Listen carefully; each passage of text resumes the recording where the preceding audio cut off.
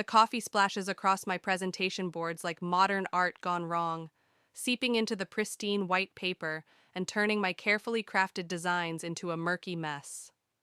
I watch, frozen, as months of work dissolve before my eyes. "Oh, honey, I'm so sorry," Mark says, his hand still gripping my elbow where he'd grabbed me. "I was just trying to surprise you." I'm Zoe, and this is the moment my marriage started to unravel, though I didn't know it then.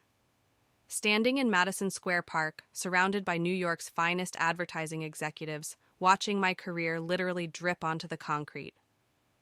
"You knew about this presentation," I say, my voice barely above a whisper. The gathering crowd of colleagues pretends not to stare. "You knew exactly what time it was." "Come on, don't be dramatic. I brought you fresh coffee." He holds up his own untouched cup, smiling that perfect real estate agent smile. "Besides, you can just print new copies." Tom, my boss, pushes through the crowd. His eyes dart between the ruined boards and my trembling hands. "Everything okay here?" "Just a little accident," Mark answers before I can speak. His hand slides from my elbow to my waist, possessive. "My fault entirely. I surprised my workaholic wife and things got a bit messy." I step away from his touch. "The digital files are at the office. I can have new boards printed in 30 minutes. "The clients are already here," Tom says quietly. "They're waiting in the conference room." Mark's smile doesn't waver. "Well, that's unfortunate timing." Something in his tone makes me look at him. Really look at him. There's a glint in his eyes I've never noticed before, like satisfaction poorly masked by concern. My stomach turns to ice. "I need to go," I say, gathering the dripping remains of my work. Coffee stains my silk blouse, but I barely notice. "Tom, I'm so sorry." "Don't apologize," Tom cuts in, his gaze fixed on Mark. "We'll figure something out." As I hurry toward the office, Mark calls after me. "Don't forget dinner with Mom tonight. She's making your favorite." I don't turn around. Behind me, I hear Tom say something in a low, angry voice, and Mark's response. "What? It was an accident." In the elevator, I catch my reflection in the mirrored walls. Coffee-stained, disheveled, clutching ruined presentation boards. I barely recognize myself. 3 years of marriage to Mark, and somehow I've become this person who jumps at shadows and makes excuses for accidents that feel less accidental by the day. My phone buzzes. A text from Jessica. "Saw what happened? Need backup?" Before I can respond, another message appears. This one from Elaine, Mark's mother. "Mark told me about the unfortunate incident. Perhaps this is a sign you should reconsider your priorities, dear." The elevator doors open, and I step out into the controlled chaos of the advertising firm. Kevin, my new neighbor who's here shooting our latest campaign, catches my eye from across the room. He starts to wave, then sees my expression and the ruined boards. His face darkens with understanding. I head straight for the printer room, my mind already racing through damage control scenarios. But as I feed the files into the machine, watching fresh copies emerge, pristine and perfect, something shifts inside me. A quiet voice whispers, "This wasn't an accident." The realization should frighten me. Instead, I feel something else entirely. A slow-burning anger that starts in my gut and spreads through my chest like wildfire. If Mark wants to play games with my career, my independence, my life, well, two can play that game. I smooth my blouse, straighten my spine, and begin preparing for the client meeting. But part of my mind is already plotting, calculating, remembering every accident, every subtle manipulation, every time Mark and his mother tried to clip my wings. They have no idea what they've just started. The smell of pot roast hits me the moment I open the door to our apartment. Elaine stands at the stove, wielding a wooden spoon like a conductor's baton. She doesn't turn around. "You're late, dear. Mark said you had some trouble at work today." I drop my bag by the door, the ruined presentation board safely hidden in my office trash can. My silk blouse still carries a faint coffee stain, a reminder of this morning's accident. "Just a small setback," I say, moving to the kitchen to pour myself a glass of wine. "Nothing I couldn't handle." "Mark tells me you've been working such long hours lately." Elaine's spoon scrapes against the pot's bottom. "He misses you. A wife should be home more, don't you think?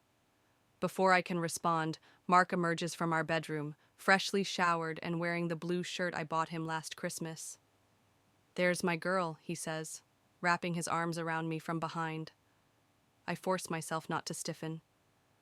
"I was thinking about this morning. I feel terrible about what happened." "Do you?" The words slip out before I can stop them. His arms tighten slightly. "Of course I do. Why would you say that?" Elaine turns finally, her perfectly lined lips pressed together. "Zoe, dear, accidents happen. No need to be dramatic about it." I take a long sip of wine. "You're right. Accidents do happen. Like that time last month when my laptop mysteriously crashed right before my deadline. Or when my car wouldn't start the morning of that important client meeting." "Now you're being paranoid," Mark says, but his hands drop from my waist. "Mom, tell her she's being paranoid." "Marriage requires sacrifice," Elaine says, stirring the pot with renewed vigor. "Your father understood that, Mark. He knew family came first." My phone buzzes. A text from Jessica. "Drinks tomorrow? We need to talk." "Who's that?" Mark asks, peering over my shoulder. I lock the screen. "Work stuff." "Always work with you," he sighs. "Mom's right, you know. We hardly see each other anymore. Maybe it's time to think about scaling back." "Scaling back?" I set my wine glass down carefully. "You mean quit my job?" "Not quit," he says quickly. "Just maybe find something less demanding. Something that leaves more time for family." The way he says family makes my skin crawl. I think of the pregnancy test I found in our bathroom trash last week, not mine, and Elaine's knowing smile when I mentioned it. "I love my job," I say quietly. "More than you love your husband?" Elaine asks, her voice honey-sweet with poison. The room feels suddenly too small, too warm. Through the window, I catch a glimpse of Kevin on his balcony next door, camera in hand as always. He raises it slightly, then lowers it again. A question. I give an imperceptible nod. "I need some air," I announce, heading for the balcony. "Dinner's almost ready," Elaine calls after me. "Let her go, Mom," I hear Mark say. "She's been difficult ever since that promotion." Outside, the city hums below. Kevin appears at his railing, camera hanging around his neck. "Rough night?" "You could say that." I lean against the railing, keeping my voice low. "Did you get it?" He pats his camera. "Every moment, including Mark's face when he talked about your accident this morning, that wasn't grief I saw, it was satisfaction." "Send me everything," I whisper. "I need proof I'm not crazy." "You're not crazy," Kevin says firmly, "but be careful. People like that, they don't like losing control." Through the glass doors, I see Mark watching us, his expression unreadable. Behind him, Elaine ladles pot roast onto plates, her movements precise and controlled, like everything else in her life. "Zoe," Mark calls through the door. "Dinner's ready, honey." I straighten up, smoothing my expression into something pleasant and docile. "Coming, dear." As I turn to go inside, Kevin's voice stops me. "Remember what we talked about. Sometimes the best revenge isn't dramatic, it's patient." I nod slightly, then step back into the apartment where my husband and his mother wait with their matching smiles and their careful plans. But this time, I'm the one with secrets. This time, I'm the one in control. Let them think they're winning. Let them think they've almost broken me. They have no idea what's coming. The bank statement sits heavy in my hands, its numbers refusing to add up. $300,000 transferred from our joint account to an offshore holding company I've never heard of. My fingers trace the transaction date, the same day as Mark's accidental coffee spill. Jessica slides her coffee across the cafe table. Maybe there's an explanation. There's always an explanation with Mark. I fold the statement carefully, tucking it into my bag. Just like there's always an explanation for why my car keeps breaking down or why my work files keep corrupting. "Have you confronted him?" Before I can answer, my phone lights up with Elaine's number. I silence it, but not before catching her text. "Emergency family meeting tonight, non-negotiable." "She knows," I say, more to myself than Jessica. Somehow, she always knows. "What are you going to do?" The cafe door chimes, and Kevin walks in, camera bag slung over his shoulder. Our eyes meet, and he gives me a subtle nod before ordering at the counter. We've perfected this dance of casual encounters over the past week.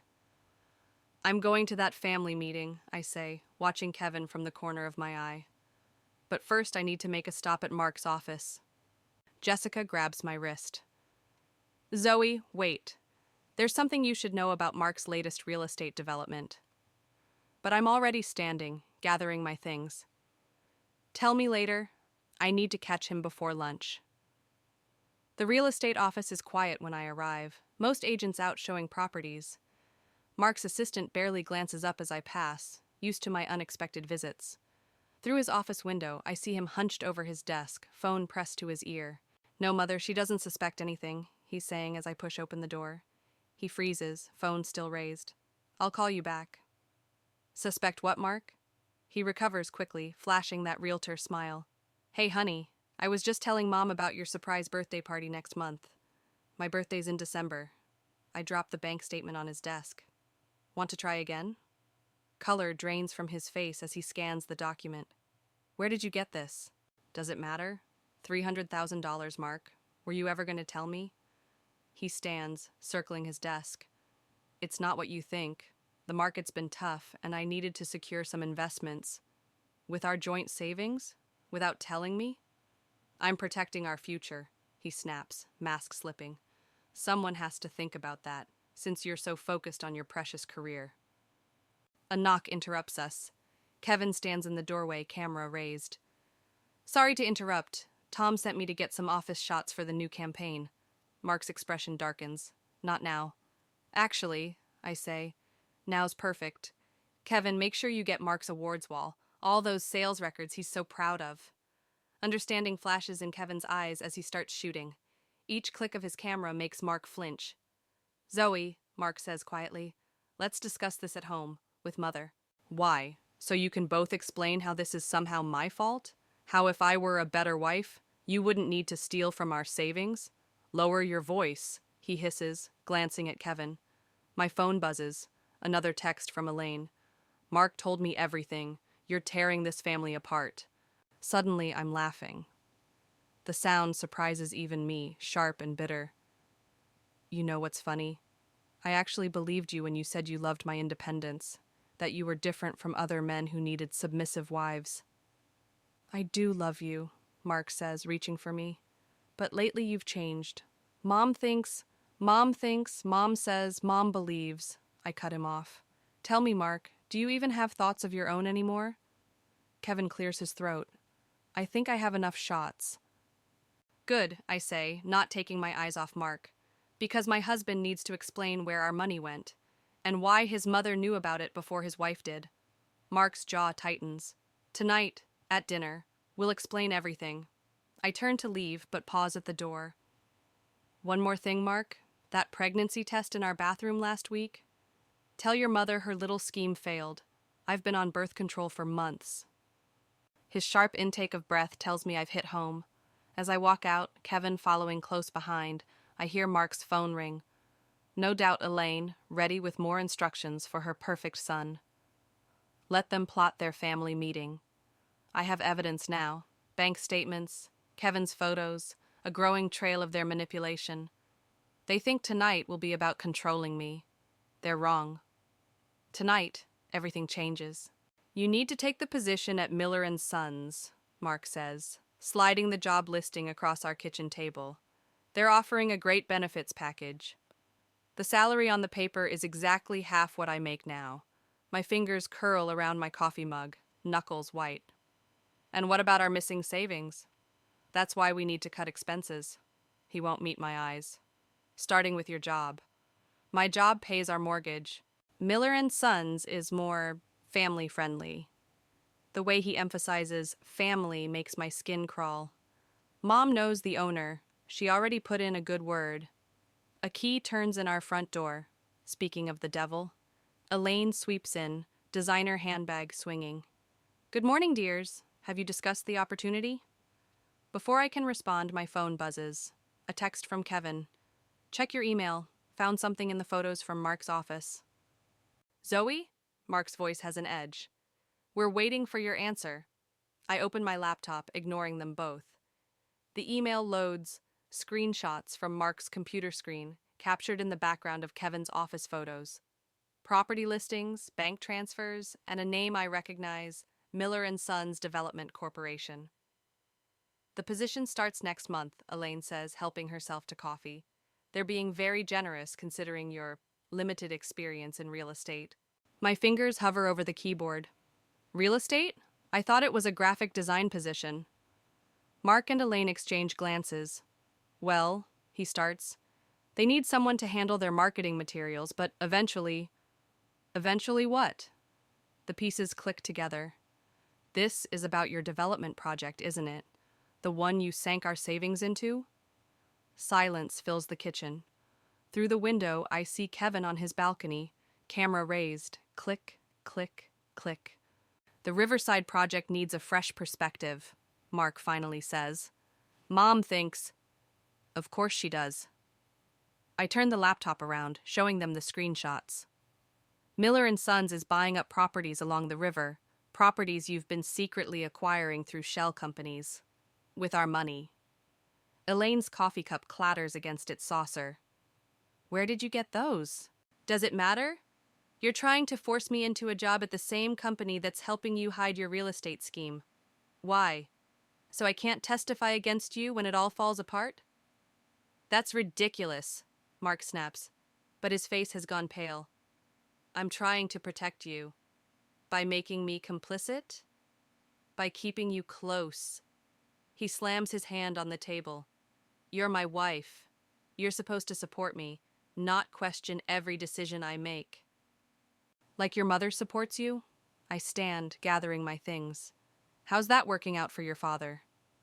Elaine goes very still. What do you know about Richard? Enough.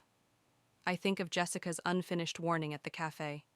Enough to know why he really left. Mark steps toward me, but I'm already moving. Zoe, wait. If you want my support, return our savings, all of it, or I start making phone calls. To whom? Elaine's voice could freeze hell. The police? The real estate board? They'll never believe you over us. I reach the door, turn back.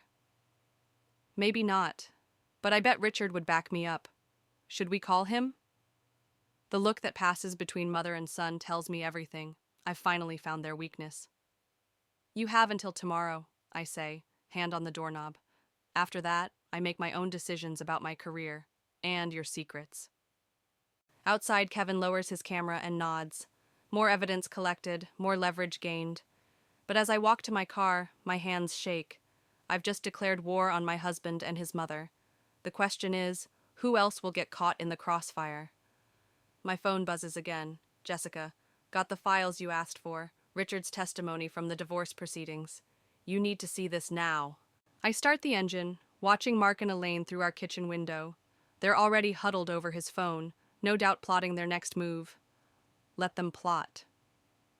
For the first time since this started, I have something they want more than they want to control me. Silence. And I'm about to put a very high price on it. Richard's divorce papers lay scattered across Jessica's coffee table, each page more damning than the last. My hands shake as I read the highlighted sections. Financial coercion, Jessica says quietly, just like what they're doing to you. I set down the documents. Elaine made him sign over everything, the house, the business, even his inheritance. Then she drove him out of the state, Kevin finishes, lowering his camera. He's been documenting everything, building our case. Use their son as leverage. My laptop pings, another freelance job offer. I've been taking them secretly, building a safety net Mark doesn't know about. The irony isn't lost on me. I'm becoming as secretive as they are. Your design portfolio is getting attention, Kevin says, scrolling through his phone. 3 more clients want to meet next week. Jessica touches my arm. Zoe, there's something else you should know about Miller and Sons. But before she can continue, my phone lights up with Mark's face. I let it ring. You can't avoid him forever, Jessica warns. Watch me.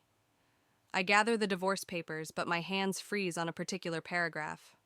Wait. This says Elaine was Richard's second wife. There was another. A sharp knock at Jessica's door cuts me off. Through the peephole, I see Elaine, perfectly coiffed and radiating authority. I know you're in there, Zoe, she calls. We need to talk about your recent activities. Kevin quickly photographs the divorce documents while Jessica stalls at the door. I slip the most damning pages into my bag. Mrs. Harrison, Jessica says sweetly, opening the door. What a surprise! Elaine sweeps in like she owns the place. Her eyes lock onto my laptop, the freelance work clearly visible. So it's true. You've been working behind Mark's back.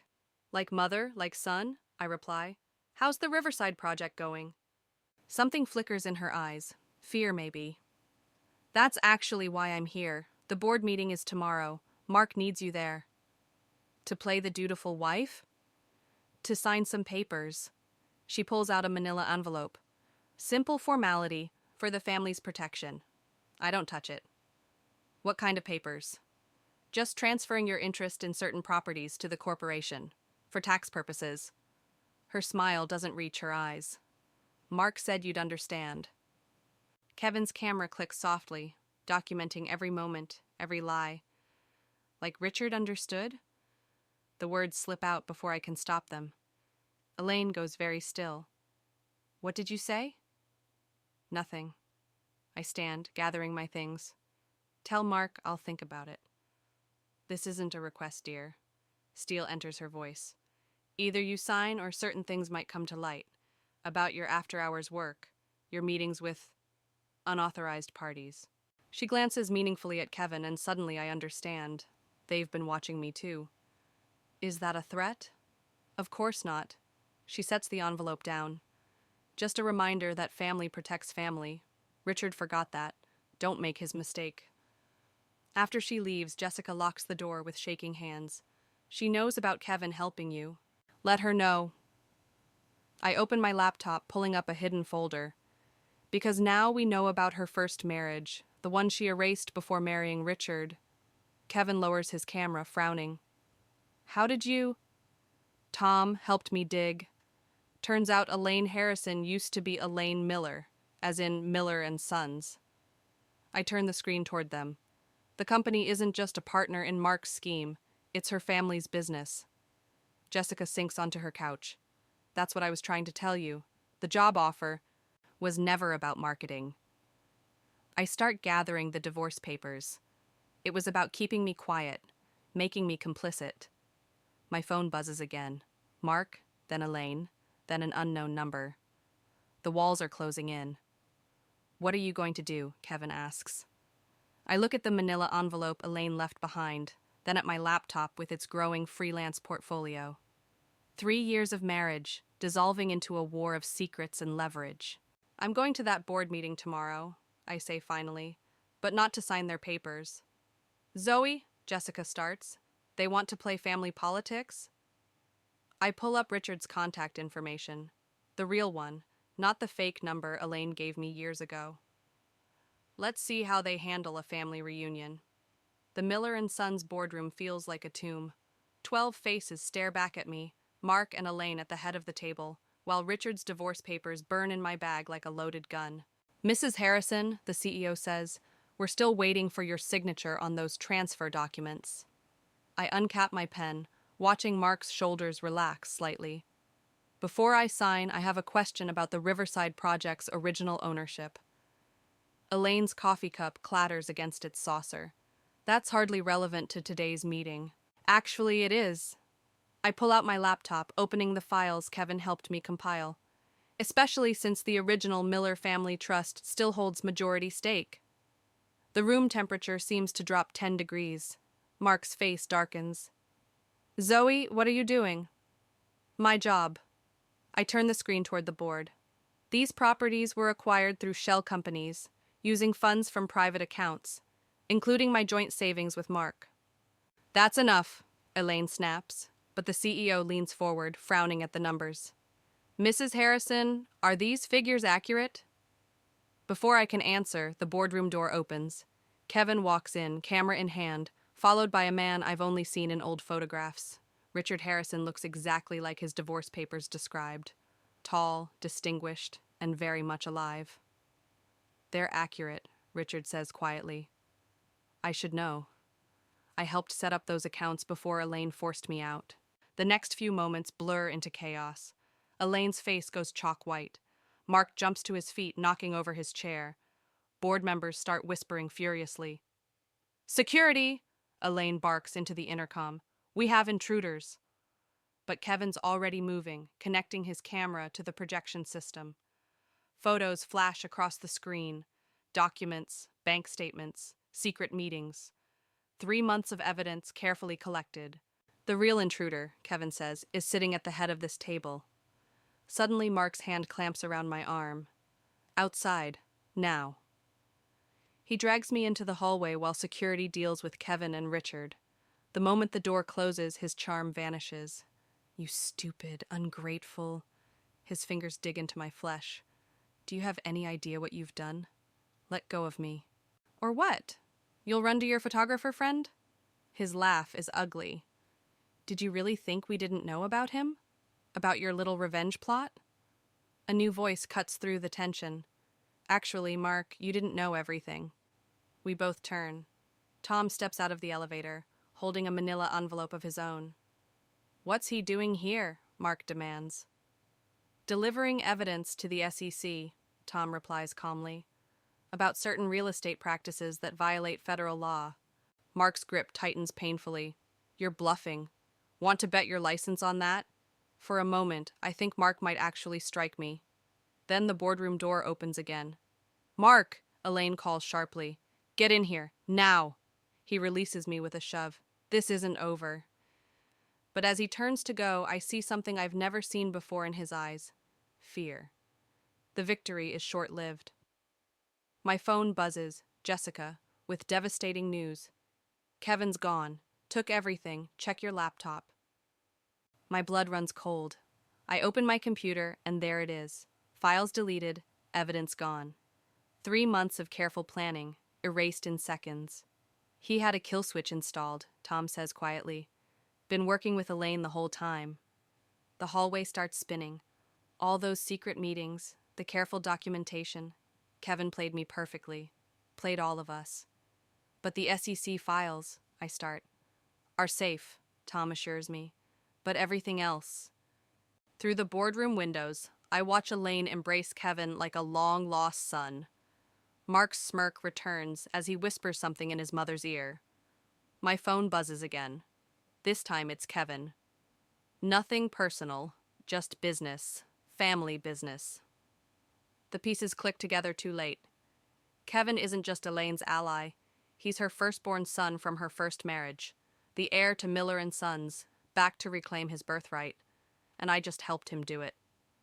Tom, I whisper, what have I done? But there's no answer that can fix this. In trying to destroy Mark and Elaine, I've handed them exactly what they wanted. Control of the company, the properties, and now, leverage over me. The revenge I thought was mine was never mine at all. The lock clicks behind me as I enter our apartment. Mark stands at the window, silhouetted against the city lights, while Elaine sits perfectly poised on our couch. Between them, Kevin examines his camera with practiced indifference. Welcome home, dear, Elaine says. We were just discussing your future. I set my bag down carefully, positioning myself between them and the door. My future?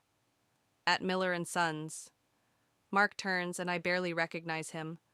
The board was very impressed with your initiative today. Even after Kevin's little performance? Kevin looks up, smiling. Especially after that. Nothing says family business quite like a good power play. Is that what this was? My hand finds the flash drive in my pocket, the one Tom gave me after the meeting. Teaching me about family? Among other things. Elaine rises, smoothing her skirt. The position is still yours if you want it. Executive Creative Director. Better salary than your current job. And all I have to do is sign over my rights to the Riverside properties? Smart girl. Kevin sets his camera down. Mom always said you had potential. The word hits like a slap. Mom, did you really think I moved in next door by accident? He gestures to Elaine. I've been helping Mother clean up her loose ends for years. Richard, the first Mrs. Miller, And now you. Mark steps closer. It's a generous offer, Zoe. Take it. Or what? Or we release everything. Kevin pats his camera. Every meeting, every secret conversation, every attempt to undermine the family business. Your career would be over. My fingers close around the flash drive. Funny thing about evidence, I say. It works both ways. Elaine's smile falters slightly. What do you mean? Tom didn't just deliver SEC files today. He had copies of everything, including Kevin's original contract with Miller and Sons, the one from before you forced his father out, Elaine. Kevin's camera clatters to the floor. That contract was destroyed, like Richard's divorce papers, or the original Miller family trust documents.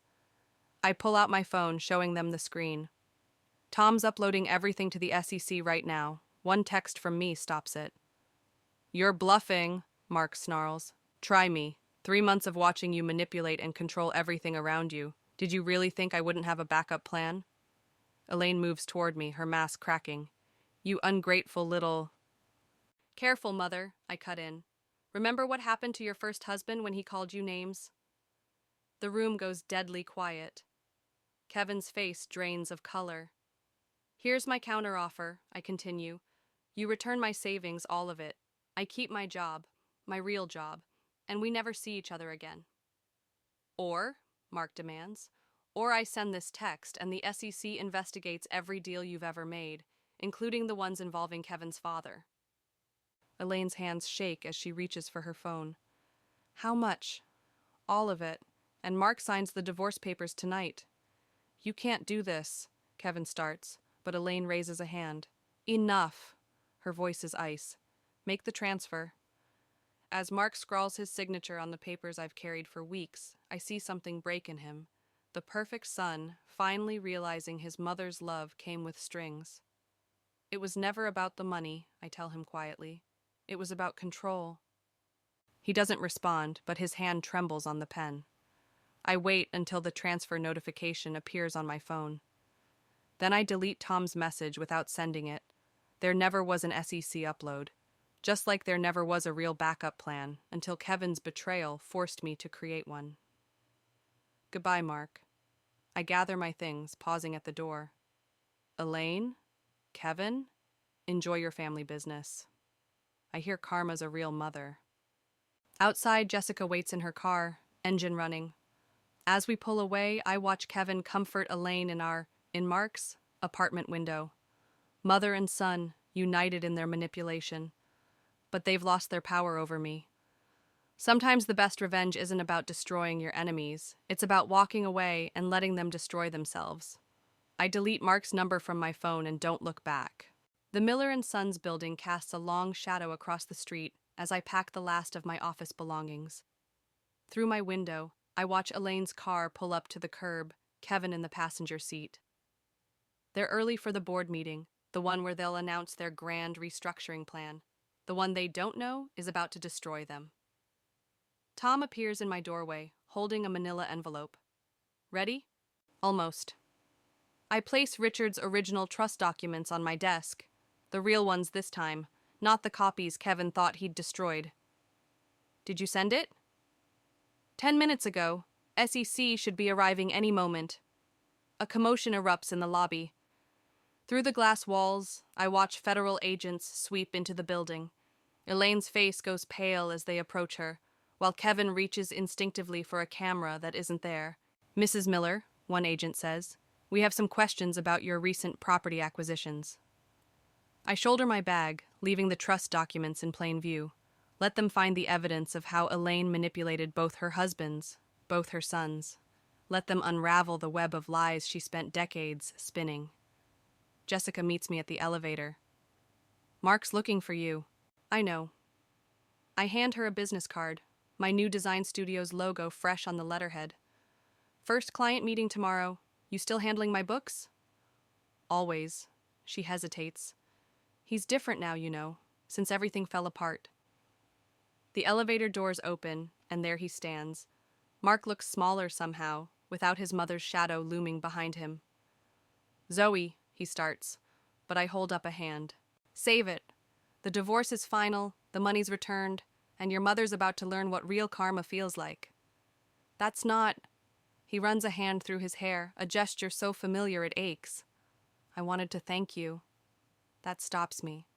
For what? For showing me what she really was, what I was becoming. He steps aside, letting me pass. I'm seeing someone, a therapist. Good for you. I mean it, Zoe. You could have destroyed us completely, but you chose to walk away instead. I study him, this man I once loved, who nearly crushed my spirit in the name of family loyalty. Sometimes walking away is the better revenge. Through the lobby windows, I watch Elaine being escorted to a federal vehicle, Kevin following close behind. Mother and son, united in their downfall, just as they were in their manipulation. What will you do now? Mark asks quietly. Live. I step into the sunlight, leaving the building's shadow behind. On my own terms. Tom joins me outside, watching the federal agents drive away with our evidence and our statements, safely in hand. You know they'll try to fight back. Let them try. I hand him a copy of my new business card. I learned from the best how to play the long game. My phone buzzes, a text from Richard. Thank you for all of it. I delete it without responding.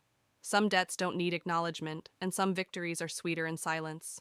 Jessica pulls up in her car, ready to drive me to my new office. But before I leave, I take one last look at the Miller and Sons building. Through the glass, I see Mark watching me, his reflection overlapping with Kevin's empty office next door. Two sons, shaped by the same manipulative mother. One chose to become her weapon, the other her victim, and I chose to break free. Ready? Jessica calls. I turn away from the building, from the shadows of what was and what could have been. My new office faces east, toward the rising sun rather than the setting one. A small detail, but sometimes the smallest choices make the biggest statements. Ready, I say, and mean it. The morning light catches my wedding ring as I slide it off, leaving it on the building's front step. Let it cast its own little shadow, a final reminder that some chains are meant to be broken. Some victories won not through destruction, but through quiet, determined rebellion. I get in Jessica's car without looking back. Ahead lies my own path, my own choices, my own light, and not a single shadow in sight.